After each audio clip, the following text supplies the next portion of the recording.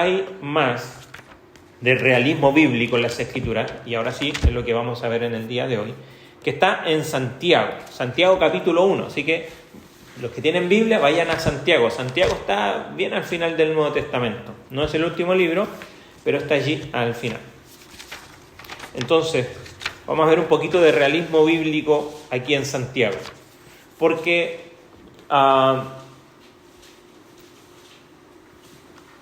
cada pasaje que leemos en la Escritura, por supuesto, tenemos que entenderlo en el contexto en el que está, ¿no? O sea, quién lo escribió, cuándo lo escribió, por qué lo escribió. Resulta que Santiago, este es uno de los hermanos de Jesucristo, había llegado a ser el líder, el pastor en la iglesia que estaba en Jerusalén. Si nosotros recordamos la historia de los primeros cristianos en el libro de Hechos, hay un personaje, antes que aparezca Pablo incluso, o sea, ahí está, no Pablo, está Saulo todavía, está presente. Y es que uno de los creyentes muy destacados allí fue apedreado, ¿se acuerdan? ¿Quién fue? Esteban. Esteban era parte de la iglesia en Jerusalén. ¿Y qué estaba sucediendo?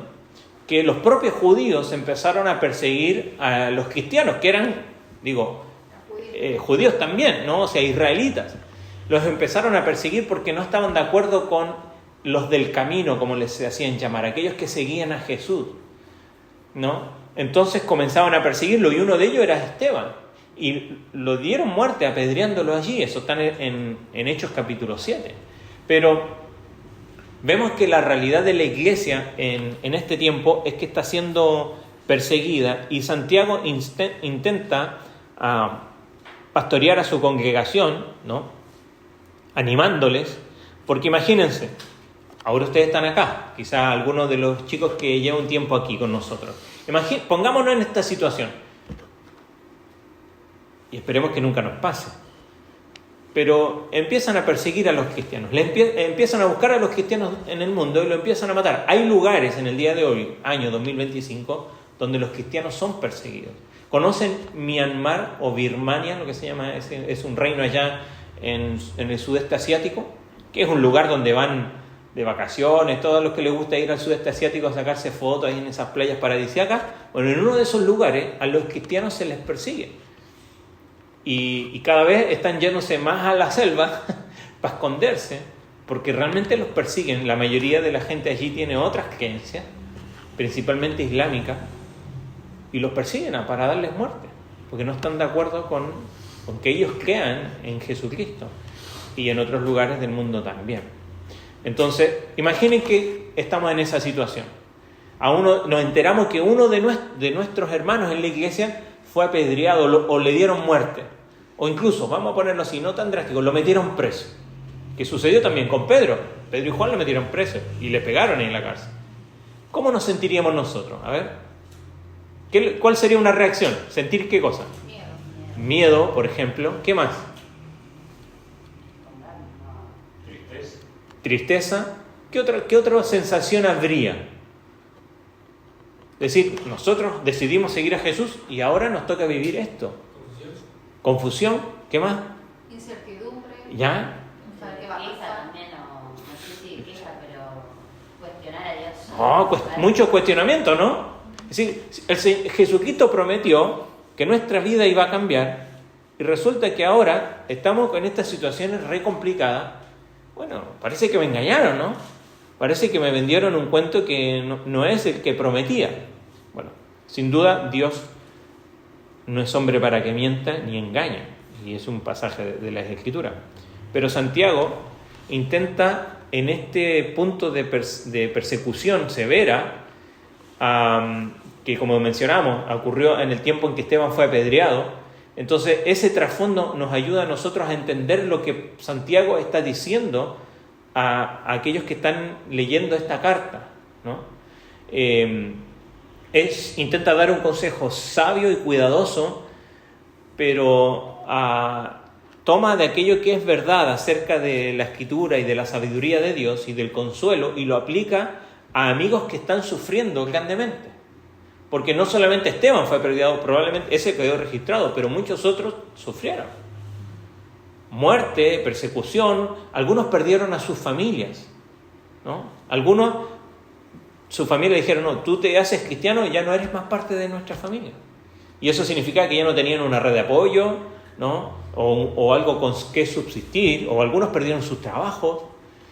Entonces, había una situación bien complicada para los cristianos de este tiempo, y Pablo decide escribirles algo. Y lo vamos a leer. Yo voy a leer del verso 1 al verso 15, ¿no?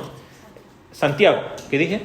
Pablo. Santiago 1, del 1 al 15. Yo lo voy a leer en otra versión, así que por ahí hay algunas diferencias, pero es la misma idea. Dice: Santiago, siervo de Dios y del Señor Jesucristo, a las 12 tribus que se hallan dispersas por el mundo, saludos.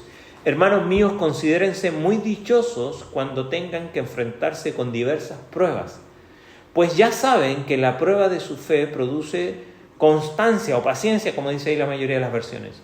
Y la constancia debe llevar a feliz término la obra para que sean perfectos e íntegros sin que les falte nada. Verso 5. Si a alguno de ustedes le falta sabiduría, pídasela a Dios y Él se la dará. Pues Dios da a todos generosamente sin menospreciar a nadie. Pero que pida con fe sin dudar, porque quien duda es como las olas del mar, agitadas y llevadas de un lado para otro por el viento. Quien es así, no piense que va a recibir cosa alguna del Señor. Es indeciso e inconstante en todo lo que hace. El hermano de condición humilde debe sentirse orgulloso de su alta dignidad, y el rico de su humilde condición. El rico pasará como la flor del campo. El sol, cuando sale, seca la planta con su calor abrasador. A ésta se le cae la flor y pierde su belleza. Así se marchitará también el rico en todas sus empresas. Verso 12. Dichoso el que resiste la tentación, porque al salir aprobado recibirá la corona de vida que Dios ha prometido a quienes lo aman. Que nadie al ser tentado diga, es Dios quien me tienta, porque Dios no puede ser tentado por el mal, ni tampoco Él tienta a nadie. Todo lo contrario, cada uno es tentado cuando de sus propios malos deseos, que dice ahí ustedes concupiscencia en su versión, de sus malos deseos lo arrastran y seducen. Luego, cuando el deseo ha concebido, engendra el pecado, y el pecado, una vez que ha sido consumado, da a luz la muerte. ¿De qué manera Santiago usa estas palabras para animar a los creyentes en este tiempo? Lo primero que vemos allí, fíjense, los primeros versículos que están allí, Santiago recuerda a los cristianos una cosa, que las pruebas o las dificultades, como las vemos aquí, más adelante va a hablar de la tentación, pero que las pruebas, las circunstancias, como vemos ahí en nuestro gráfico, ¿no? El calor, la circunstancia, lo que prueba nuestra vida, son inevitables. Esto es inevitable. ¿Y en qué lo notamos? En que pone un cuándo y no un sí de condicional. No dice, bueno, si ustedes están en pruebas. No, dice, cuando se hallen en pruebas. Él está asumiendo que van a haber pruebas en nuestra vida, en la vida del creyente, en la vida de aquellos que deciden seguir a Jesús. Está diciendo que las pruebas van a venir y que son inevitables. Entonces, él sabe que las dificultades se van a volver más difíciles cuando nosotros pensamos que no van a llegar. Nosotros estamos pensando, a no ser que sea muy fatalista, pero estamos pensando nosotros, ya va a venir una dificultad a mi vida. ¿Estamos pensando así? Quizás pensamos lo contrario. Si estamos pensando en algo como eso, estamos diciendo, ojalá no se enchastre el auto, por ejemplo, como yo les contaba recién. Ojalá no pase nada. Estamos pensando, estamos tratando de evitar que estas cosas sucedan, ¿verdad? Entonces, Dios nunca prometió a sus hijos que escaparían del mundo caído. El Señor dijo, están en este mundo, pero no son de este mundo. Por eso, en la oración que hace Jesucristo allí, en el huerto de Getsemaní, dice, te ruego que los guardes del mal. No te pido que los saques de este mundo, porque están acá, aunque no son de este mundo, pero te ruego que los guardes del mal. Estamos en este mundo caído. Ahora, en su sabiduría, Él ha escogido que vivamos en este mundo. Ahora, ya sea por la razón que sea o las pruebas que sea, ya sea una enfermedad, ya sea un problema con el que te encuentras a diario en tu vida, pero todos, cada día, todos nos relacionamos con el mundo caído. Cada día somos conscientes de que vivimos en un mundo caído. O el día de hoy, ¿a todos les salió todo perfecto? ¿O con lo que se encontraron en el día de hoy? ¿Todo salió perfecto en el día de hoy? Alguien podría decir, no, hoy día el día anduvo así, un 10. Ya con el frío, al menos yo, con más de 40, ya la rodilla me empezó a doler un rato, ¿no? Entonces sabemos que no estamos muriendo. Sabemos que el mundo caído se nos hace evidente en todo momento.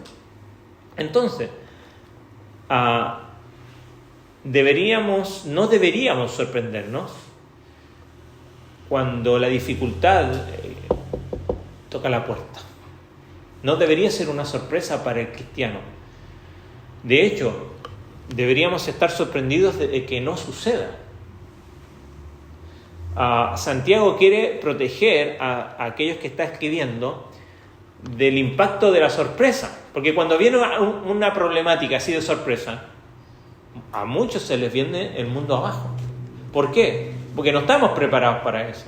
Ahora, el que decide seguir a Cristo, el Señor dice la verdad siempre. Y en vez de mostrarle un mundo perfecto, Él lo que está preparando para nosotros es completamente perfecto. Pero Él nos hace ver la realidad del mundo en el que estamos. Ahora, en este mundo donde estamos, y lo va a decir más adelante, Él provee de todo lo que necesitamos para enfrentar este mundo caído. Y esa es la diferencia, ¿no? Pero nos muestra la realidad, no miente. Como dicen aquí, que lo aprendí yo acá, el que avisa no traiciona, ¿verdad? Y el Señor te está avisando, si eres un hijo de Dios, si no lo eres, Él te está diciendo, ¿sabes? ¿Te interesa el cristianismo? ¿Te interesa seguir a Jesús? Mira que no es un camino fácil, pero es el mejor camino que puedes andar. Y es el camino que te lleva a una vida que no podrías contemplar de otra manera. Entonces, el Señor nos dice, Pedro, ¿se acuerda cuando escribe una de sus cartas? Dice, no os sorprendáis cuando el fuego de prueba viene a ustedes, ¿no? ¿De qué se sorprenden? Esto es la norma, no es la excepción, ¿no? Entonces, vemos aquí, como dice allí, que no deberíamos sorprendernos cuando el sufrimiento toca nuestra puerta. Lo segundo, el verso 2 al 4, Santiago está enfatizando las bendiciones de las pruebas. Y eso pareciera que fuera una contradicción, ¿no? Porque, como dice allí, aunque no nos gusten, las pruebas son parte del plan de Dios para hacernos más maduros, más completos, sin que nos falte nada. ¿De qué manera el Señor trabaja en nuestra vida para llevarnos a madurar, a crecer en nuestra vida? Él lo va a hacer por medio de las dificultades, de la prueba. Normalmente ahora, la prueba, como dice allí, no solamente dificultades, sino que muchas veces también bendiciones es una prueba, porque a veces no sabemos lidiar con las cosas buenas. Entonces, lo que sí es cierto es que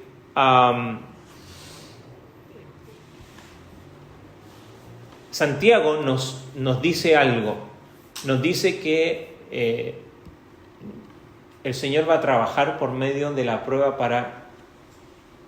para hacernos crecer. El oro, y es la imagen que usa Pedro, el oro para que sea más puro, ¿qué se hace con el oro?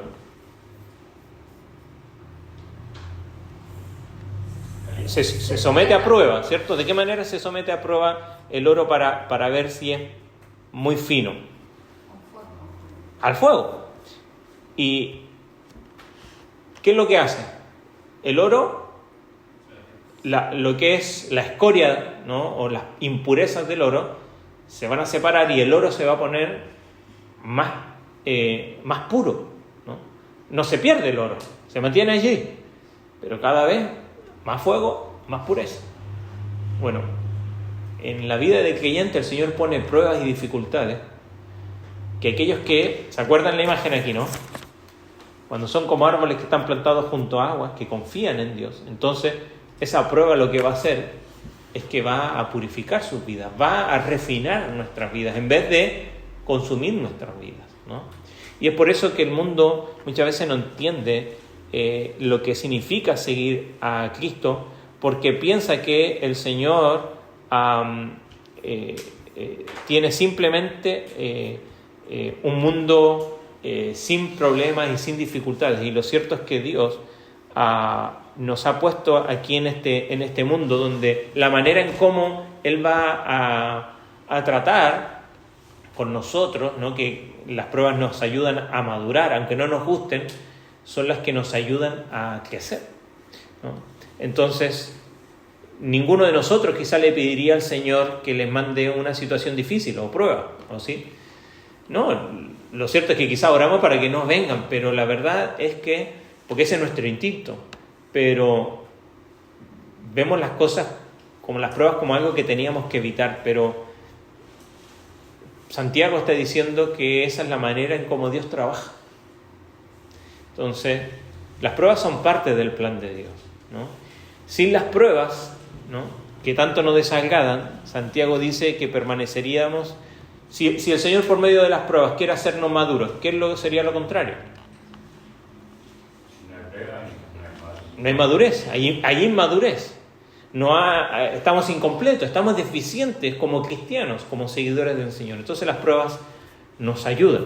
Ahora, versos 5 al 8, en lugar de solo aguantar, el Señor nos insta a correr hacia Él. Santiago nos asegura que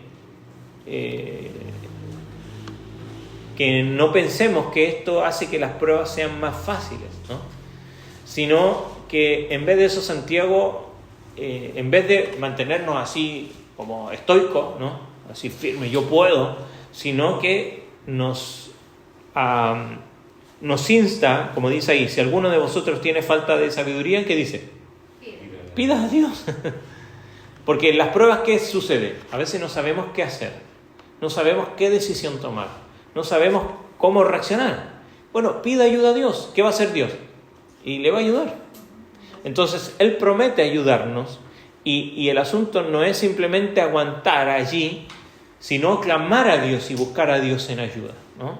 Entonces, cuando clamamos a Dios, que Él todo lo puede y que es suficiente para darnos todo lo que necesitamos, sin duda nos va a dar aquello que es necesario en ese momento.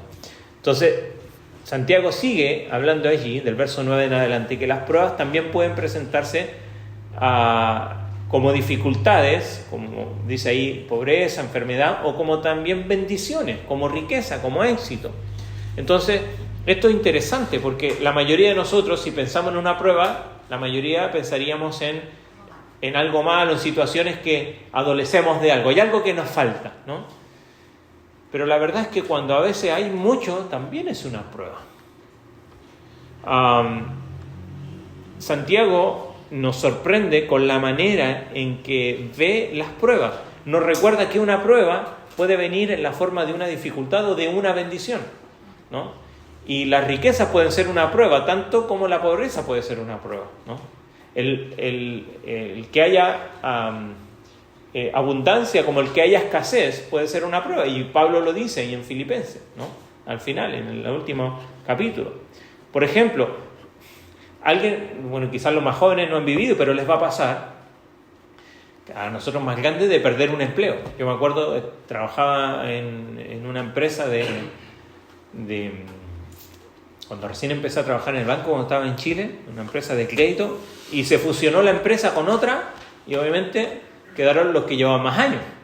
Se mezclaron de las dos oficinas y quedaron los que tenían más antigüedad. Yo había entrado hace poco, así que me dijeron: usted, muchas gracias por su servicio, ahí está la puerta. Y quedé sin trabajo. Y en un tiempo el Francisco había recién nacido, creo, tenía pocos meses. Y bueno, y había que pagar el alquiler, había que comprar pañales, porque no están recién nacidos, gastan pañales. Gracias a Dios merecí trabajar, pero ahí estábamos complicados. ¿Y qué hacemos? ¿Nos trajo problemas? Muchos problemas. Dificultades, era una prueba. Ahora, después de un tiempo, el Señor proveyó de un trabajo, y también comencé a trabajar en lo que era inmobiliaria. Me acuerdo, vendí una casa y que una de las primeras comisiones eran más de $2,000 en comisión nomás. Antes yo en la otra empresa ganaba el sueldo mínimo. ¿Y ahora cómo hago? Y ahí un montón de cosas. Ya quería comprar un montón de cosas que no... Y ahí viene la prueba otra vez. ¿Qué hago? Sabiamente. ¿Cómo actúo sabiamente cuando hay abundancia? Porque aun cuando hay abundancia, a veces actuamos mal. No sabemos qué hacer. Necesitamos la dirección de Dios. Y la prueba puede verse como una dificultad de escasez, como a veces una dificultad cuando todo va bien. ¿Acaso no han escuchado los testimonios, incluso personas que no son cristianas, cuando tienen un montón de éxito? Por ejemplo, en la música. La gente que tiene un montón de éxito, está así en la fama, en el número 1. Muchos dicen después que cuando están ahí, ¿cómo se sienten? Solo, vacío, sin deseo de vivir. ¿Cómo puede ser? Claro, el éxito es una prueba. ¿Qué es lo que manifiesta? Así como el fuego prueba el oro y nos dice es puro o no es puro, o nos dice si es oro o no, la prueba lo que manifiesta es lo que hay adentro. Y en la prueba lo que se manifiesta es lo que hay en nuestro corazón. Entonces, ya sea una bendición o una dificultad, todas presentan oportunidades para la tentación o el pecado, como también para el crecimiento. ¿Qué es lo que hace la diferencia? El corazón. ¿Cómo reaccionamos? Aquí, ¿no? La imagen ahí atrás. Entonces, no solo luchamos con las carencias, sino que incluso luchamos con las bendiciones. Y la advertencia de Santiago es sabia y oportuna para todos nosotros.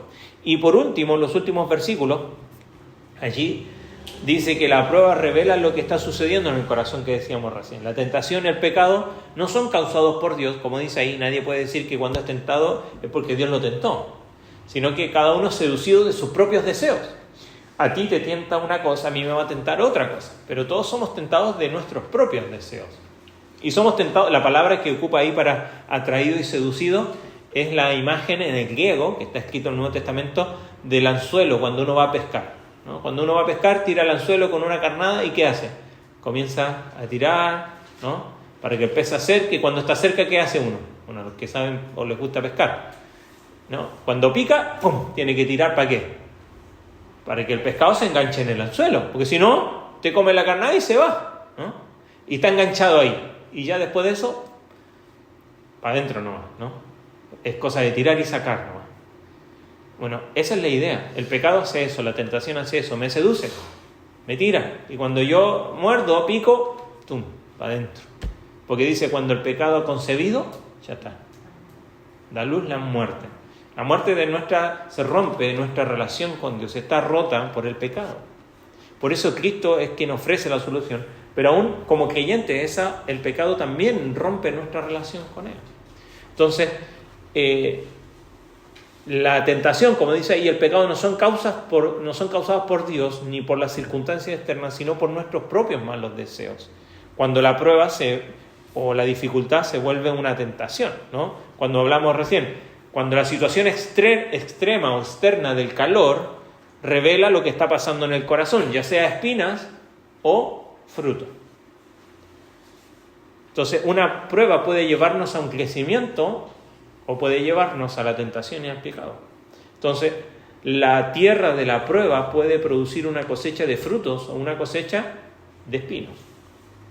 ¿Qué es lo que marca la diferencia?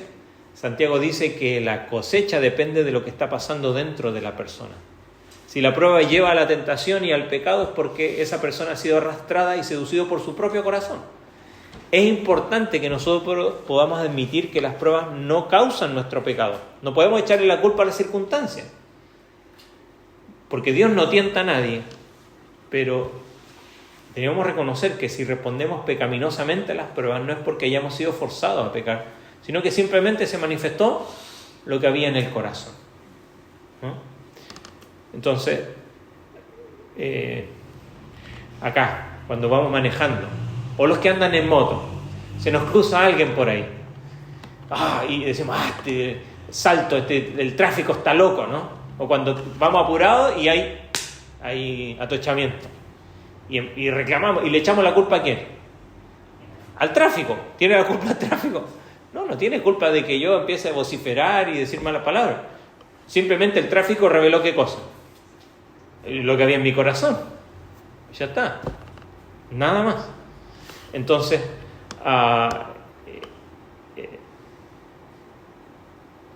esta es la verdad que nos debe ayudar a nosotros a ser humildes, ¿no? Que las pruebas no causan que seamos lo que no hemos sido, sino que revelan lo que hemos sido todo el tiempo. Entonces la cosecha que produce la prueba es el resultado de las raíces que están en nuestro corazón. Entonces finalmente Santiago dice algo muy esperanzador, que Dios es el dador de los regalos, de las buenas dádivas, ¿no? Y el mayor de ellos es Jesucristo. O sea, en medio de todo este tema, Santiago sale con algo en que nos recuerda, en este caso le está hablando ahí a sus hermanos en este tiempo, acerca de la bondad, de la gracia, de la misericordia de Dios en los tiempos de sufrimiento. Que Él es el que da las buenas dádivas, los buenos regalos, y el mayor de ellos es Jesucristo, nuestro Redentor, nuestro amigo, nuestro Salvador. Y a través de Él se nos ha dado lo que todo pecador necesita desesperadamente: un nuevo corazón, una nueva vida. Y eso es lo que hablamos aquí, especialmente que nos visitan. No hablamos de religión, no hablamos de mira, cumple con estas cosas. Estamos hablando de que Cristo puede y te ofrece un nuevo corazón, una nueva forma de ver el mismo mundo en el que has vivido hasta ahora, que quizá te ha llevado a la desesperanza o quizá simplemente a no saber por dónde ir. Y ojo, no es que ahora si decides seguir a Cristo todo te va a ir bien. No, hay pruebas, pero lo que Él promete es que Él está contigo y que es nuestro ayudador. Y si necesitamos sabiduría, la pedimos. Entonces, quiero terminar con algunas aplicaciones personales para nosotros hoy. Creo que las anoté allí, ¿no? Algunas de estas, sí. Bueno, ¿cómo reaccionar entonces en las pruebas? ¿Cómo hacernos quizá algunas preguntas? Aquí en este pasaje vemos, ¿no?, la certeza de las pruebas. Van a venir. Entonces, ¿qué prueba me ha tomado por sorpresa? ¿Qué situación me afectó en mi reacción? Nos habla de los beneficios de las pruebas y quizás nos debemos preguntar cómo podemos ver a Dios usando esa situación difícil en mi vida para mi crecimiento espiritual o incluso para llegar a conocerle, ¿no? ¿Cómo no, de otra manera yo no hubiese crecido, no hubiese conocido a Dios si no fuera por esta situación? Nos habla también de la necesidad de la sabiduría. ¿Cómo ha cambiado mi vida cuando he tenido una situación de prueba y he acudido a Dios para que me ayude en esta situación? Y así podemos seguir, ¿no? Entonces, como dice allí, no minimizar el dolor de la vida ni esperar que sea sin problema. Van a venir las pruebas, pero reconocer, ¿no?, como dice ahí, que las cosas buenas y malas no son experiencias separadas, sino que así como las bendiciones y las dificultades Dios va a usar para probar nuestra vida. Entonces, no debemos confiar en lo que sea para evitar el sufrimiento. ¿A alguien le gusta sufrir? No, a ninguno de nosotros. Lo evitamos a toda costa. Bueno, la verdad es que es parte de la vida, ¿no? Salmo 68, que leíamos hace un momento, enfatiza de que Dios entiende lo que estamos pasando, y Santiago provee un ejemplo aplicando esta verdad a la vida de gente que está pasando por dificultades y que Él ama profundamente, y eso nos ayuda a nosotros a ver la realidad de nuestro corazón, del mundo en el que vivimos, y de que no estamos solos, de que Dios nos entiende, ¿no? Entonces, reconozcamos que las pruebas vienen, que el calor es real, ¿no?, como muestra la imagen. Segundo, hazte preguntas para identificar el calor personal. No todos estamos viviendo las mismas circunstancias, todos vivimos circunstancias diferentes, pero a todos y cada uno de nosotros nos afecta las circunstancias que estamos viviendo, el calor. Y acá hay algunas sugerencias de preguntas, ¿no? ¿Cuáles son las presiones que regularmente enfrento, ¿no? ¿Cuáles son las oportunidades provistas por Dios para eso? ¿Cuáles son tus responsabilidades diarias en cuanto a tu propia vida, lo personal? ¿Qué dificultades estás enfrentando ahora quizás, ¿no? ¿Con qué tentaciones estás luchando? ¿Qué bendiciones inesperadas has recibido? Porque dijimos no solamente dificultades, sino que bendiciones que a veces nos abruman y no sabemos cómo reaccionar. ¿En qué situaciones te sientes solo, incomprendido? ¿Qué desafíos presenta el mundo en el que vivimos, ¿no? El mundo moderno hoy día los cambios son muy rápidos y a veces nos cuesta llevar el tiempo a los cambios que vivimos y a veces nos supera a las situaciones económicas, las expectativas de los demás. ¿Cuáles son las situaciones personales? Hacernos preguntas, ¿no? En nuestra vida, y al responder estas preguntas recordar que eres amado por Dios, si eres un hijo de Dios, y si no, Dios te está ofreciendo su amor incondicional. Él no dice, mira, cambia esto, transfórmate en X persona, entonces yo te voy a amar, que es como la mayoría del mundo ama. Dios ama incondicionalmente. Romanos dice que Dios muestra su amor para con nosotros, que siendo aún pecadores, Cristo murió por nosotros. Entonces, ver esto. Y por último, como hablamos recién, que Dios no está ausente cuando enfrentamos el calor, que Él es nuestro auxilio en las tribulaciones, como dice el Salmo, y Dios nos está llevando a donde no quieres ir para producir en ti lo que no puedes lograr por ti mismo. El plan de Dios es muchas veces la dificultad que estás viviendo. Ahora, tú puedes responder de dos maneras. Viendo a Dios allí, o reaccionando, como mencionaba aquí, Santiago también, convirtiendo eso en una tentación y que nos lleva a pecar. Simplemente uno u lo otro va a manifestar qué hay en nuestro corazón, ¿no? Entonces, buscar a Dios ayuda, porque Él promete ayuda, como dice ahí. Nuestra mayor ayuda es Jesucristo mismo. El calor de las circunstancias nos afecta a todos por igual, pero el Señor promete de que nada, al menos ninguna tentación, va a ser más grande de lo que podemos soportar. Siempre hay salida. No echemos la culpa ni a la circunstancia, ni mucho menos a Dios, pero que las circunstancias de la vida nos ayuden a ver nuestro corazón. ¿Cómo es? Como veíamos aquí antes, ¿no? A ver, la primera imagen. ¿Cómo es? Así, ¿no? Como los espinos dando fruto de espinos, o realmente respondiendo en amor al Señor. Y si aún no eres un hijo de Dios, bueno, Dios te está haciendo una invitación a vivir una vida donde Él está presente todo el tiempo, donde no te deja de lado y ofrece algo que es incomparable, ¿no? Difícil, como lo es para todo el mundo, ojo, ¿no? El cristiano vive lo mismo que vive el resto del mundo. La diferencia es que en medio de esa circunstancia Dios está llevando adelante un plan, y ese plan significa transformar nuestra vida, parecernos más a Cristo, transformar nuestros deseos, nuestro corazón, nuestra mente, nuestros anhelos, que ese deseo de aprobación y todas esas necesidades que tratamos de buscar en otro lugar, ¿no? De ser aceptados, todas esas son satisfechas en Jesucristo. Por eso te invitamos a que puedas rendir tu corazón a Él. Amén. Vamos a orar.